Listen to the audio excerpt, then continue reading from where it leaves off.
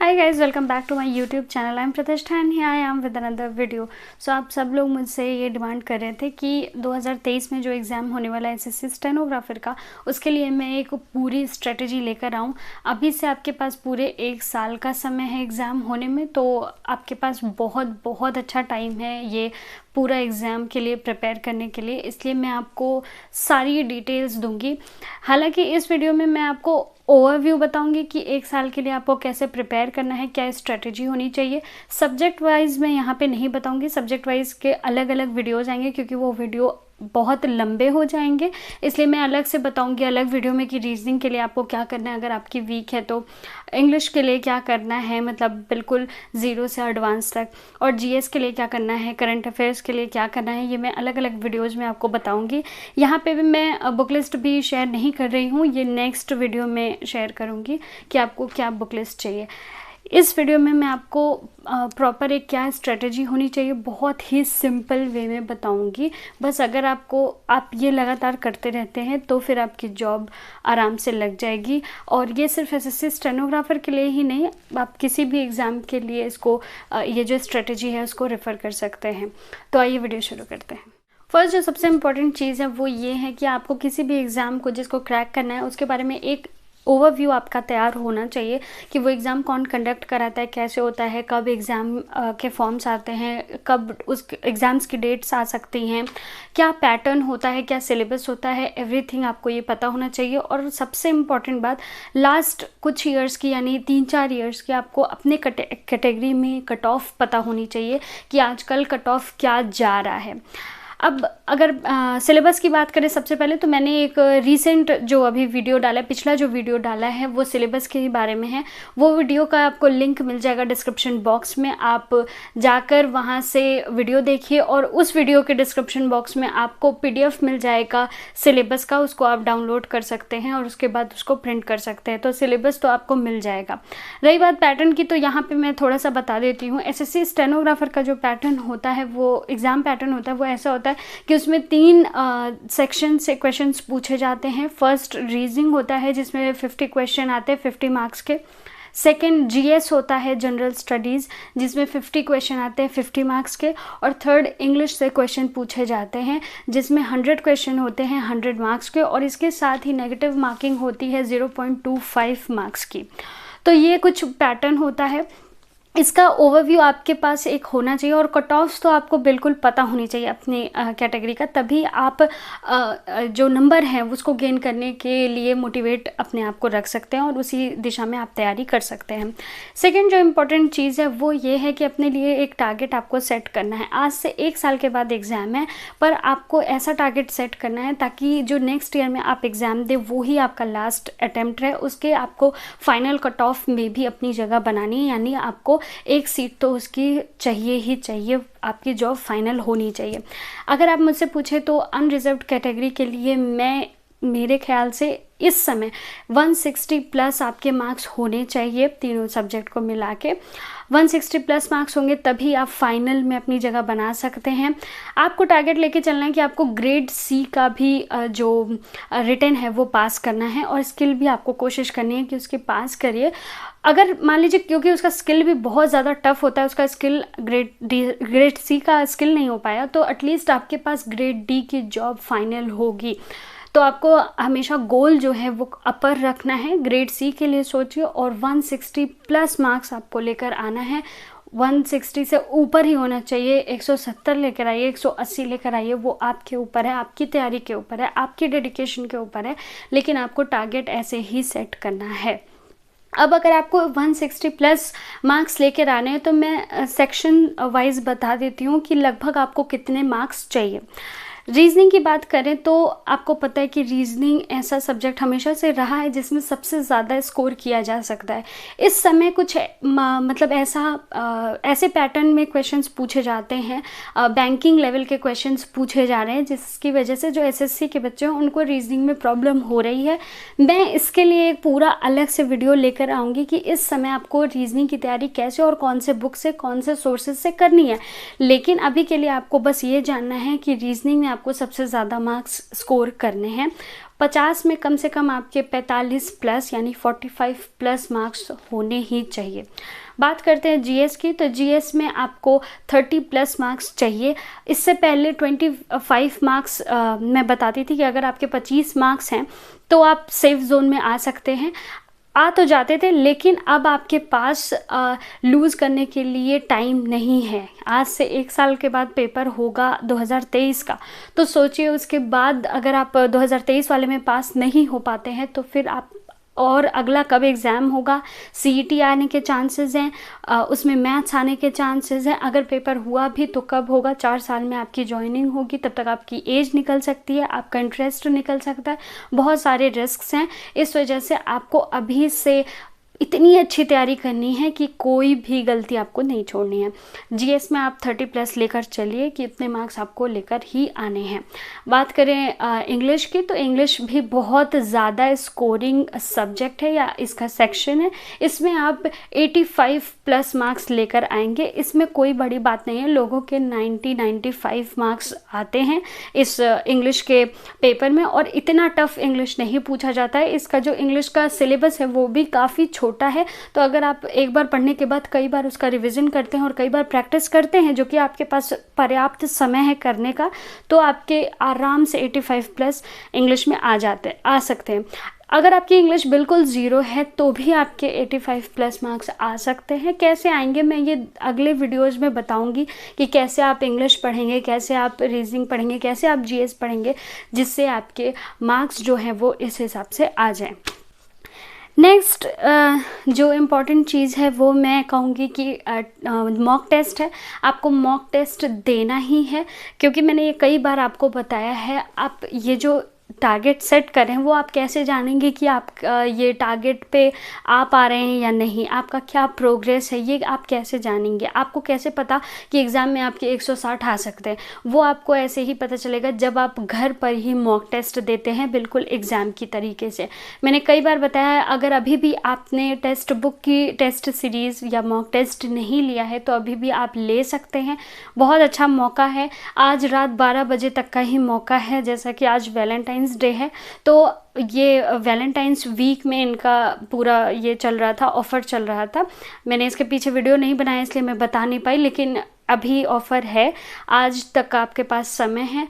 अभी तक जो इनका जो ये पास था वो मिल रहा था 12 महीनों के लिए 399 रुपीज़ का, और अभी ये मिल रहा है 12 प्लस 6 महीनों के लिए, यानी अभी आपको ये ही पास 18 महीनों के लिए मिल जाएगा।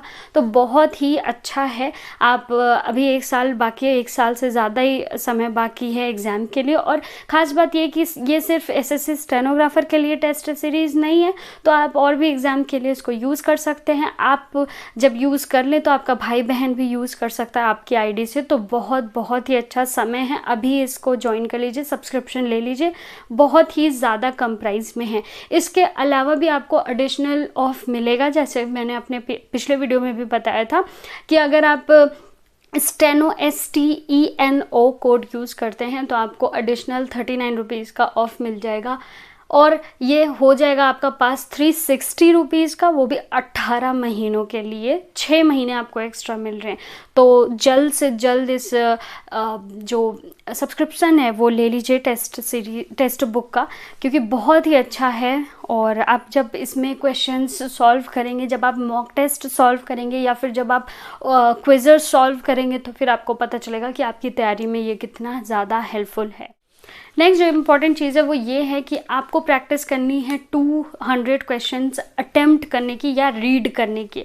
सबसे ज़्यादा जो बड़ी दिक्कत होती है एग्ज़ाम के समय, वो ज़्यादातर लोगों के साथ यही होती है कि उनको क्वेश्चंस आ तो रहे थे ठीक ठाक, उनका आ जाता मेरिट में नाम, लेकिन हुआ क्या कि उन्होंने 200 क्वेश्चंस सॉल्व ही नहीं किए, वो रीड ही नहीं कर पाए। टाइम जो था उनके लिए कम हो गया था, मतलब 2 घंटे में उनको प्रैक्टिस इतनी नहीं थी कि वो 200 क्वेश्चंस पढ़ पाए। और एग्ज़ाम का प्रेशर ही अलग होता है। घर पे अगर आप 200 क्वेश्चन 2 घंटे में पढ़ लेते हैं तो भी चांसेस हैं, लेकिन जो एग्ज़ाम का प्रेशर होता है वो अलग होता है। जब तक आप इसकी बहुत बहुत ज़्यादा प्रैक्टिस नहीं करेंगे तब तक आपका ये हैबिट नहीं बनेगा।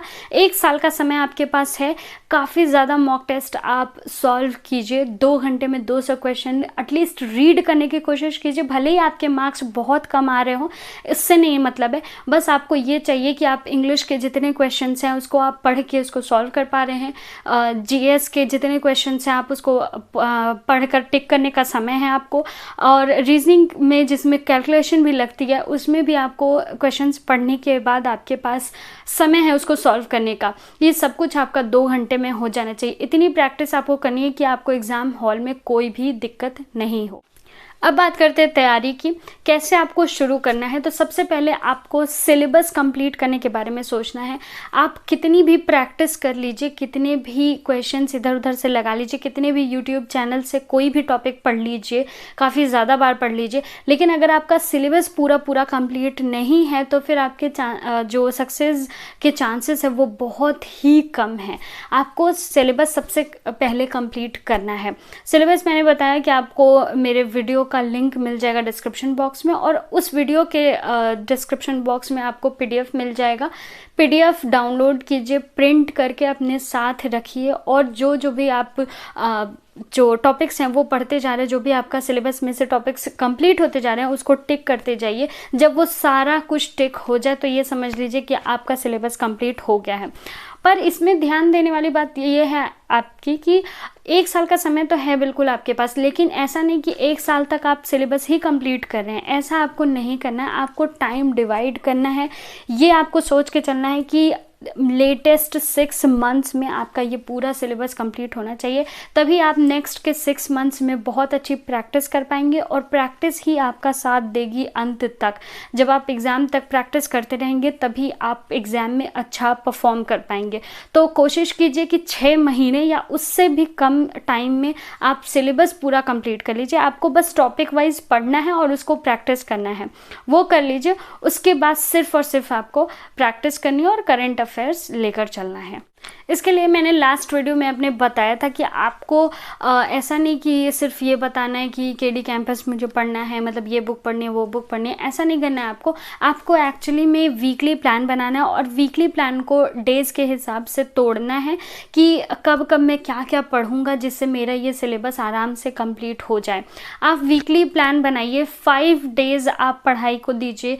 सैटरडे का जो दिन हो या उनमें से पूरे वीक में से कोई भी एक दिन ऐसा हो जिसमें आप सिर्फ और सिर्फ रिवीजन करें, और संडे या कोई भी दिन को आप ऑफ ले सकते हैं आपके हिसाब से। जो भी आपको दिन लगता है कि इस दिन में मैं ऑफ चाहता हूं तो वो ले सकते हैं। तो ऐसे 5 दिन का आपको वर्किंग डे टाइप का रखना है कि आपका स्टडी डे रहेगा, 1 दिन आपको रिवीजन और 1 दिन आपका आराम का दिन होना चाहिए। इसी में किसी दिन आप एडजस्ट कर सकते हैं अपने टेस्ट सीरीज़ के लिए, किसी दिन आप रीजनिंग पढ़ सकते हैं, किसी दिन इंग्लिश पढ़ सकते हैं, या फिर टाइम डिवाइड कर सकते हैं कि 2 घंटे इंग्लिश, 2 घंटे रीजनिंग, 2 घंटे जीएस। इस तरह से आपको प्लान पूरा बनाना है जिससे 6 मंथ्स में आपका जो सिलेबस है वो आराम से कंप्लीट हो सके, क्योंकि रिविज़न और प्रैक्टिस दोनों बहुत ज़रूरी है। अगर आप ये 2 चीज़ नहीं कर रहे हैं तो फिर आपका सिलेक्शन हो ही नहीं सकता है। तो इन 2 के लिए बहुत अच्छा समय चाहिए लास्ट में, यानी 6 मंथ्स का समय चाहिए। तो अभी ट्राई कीजिए कि जल्द से जल्द आपका सिलेबस कंप्लीट हो जाए। एंड यस, मैंने जो लास्ट वीडियो बनाई है कि 1 साल को कैसे यूज़ करिए आप अपने तैयारी के लिए, वो आप ज़रूर देखिएगा अगर आपने नहीं देखा है तो। अगर आपने देखा भी है तो फिर से देख लीजिएगा, क्योंकि वो आपके दिमाग में हमेशा रहना चाहिए। ये जो मैं तैयारी का जो स्ट्रेटेजी बना रही हूँ ये पार्ट में इसी वजह से है क्योंकि ताकि आपके लिए एक साथ बर्डन नहीं पड़े।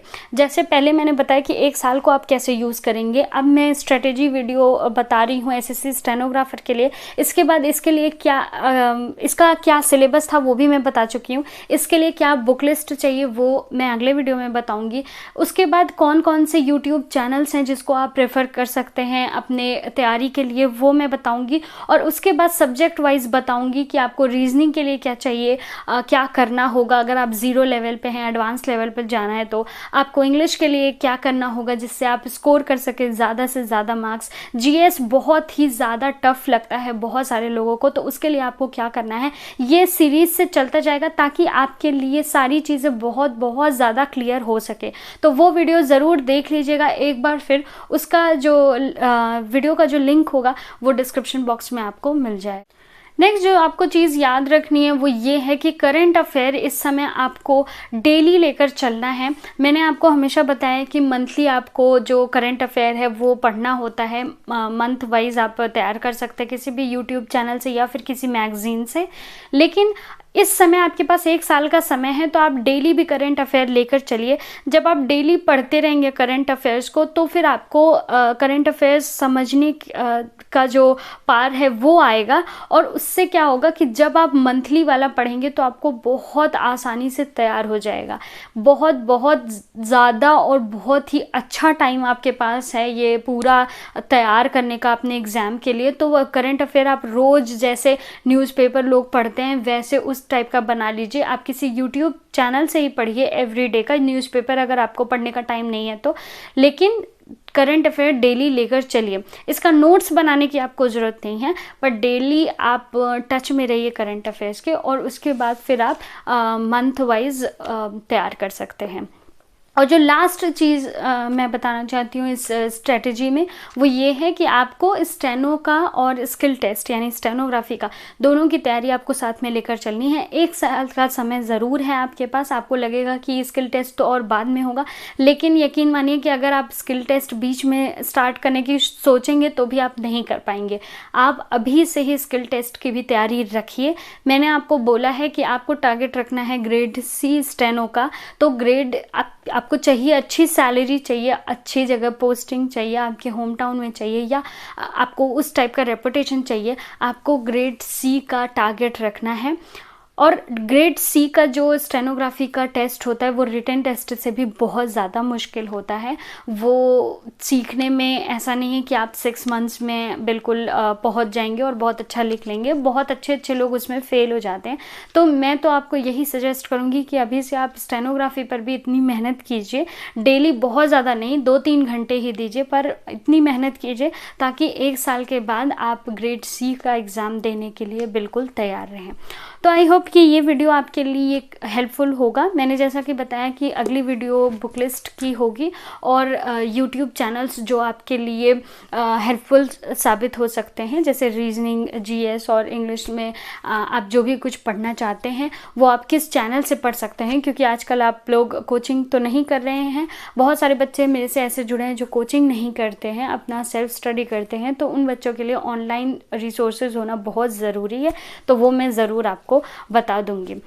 इसके अलावा अगर आप मेरी पर्सनल लाइफ से थोड़ा सा जुड़ना चाहते हैं तो आप मेरा व्लॉग चैनल ज़रूर सब्सक्राइब कर सकते हैं। प्लीज़ सब्सक्राइब कीजिए, इसका लिंक आपको डिस्क्रिप्शन बॉक्स में मिल जाएगा। मैं अभी रिसेंट फिर से कुछ व्लॉग्स डालने वाली हूँ। पिछली वीडियो भी मैंने ऑफिस में मेरे लंच रूटीन के बारे में डाली थी। ऑफिस के और सारे वीडियोज़ आने वाले हैं अभी, तो ज़रूर से सब्सक्राइब कीजिए और लिंक आपको डिस्क्रिप्शन बॉक्स में मिल जाएगा। इसके अलावा इंस्टाग्राम पे भी आप मुझे फॉलो कर सकते हैं, उसका भी लिंक आपको डिस्क्रिप्शन बॉक्स में मिल जाएगा।